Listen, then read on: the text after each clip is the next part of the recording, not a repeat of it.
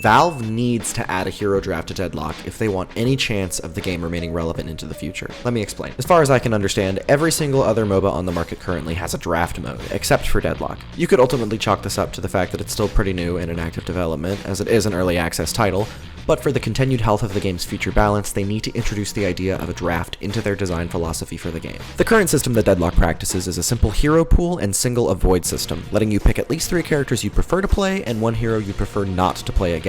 This obviously means you may not get the character that you want to play, but more importantly, it also means you might have to play against the characters that you don't, or characters that hard counter the characters that you like to play. And these aren't the only problems that stem from the system. A handful of characters patch to patch are just indisputably better than others, Graves and Yamato at the moment being some key examples.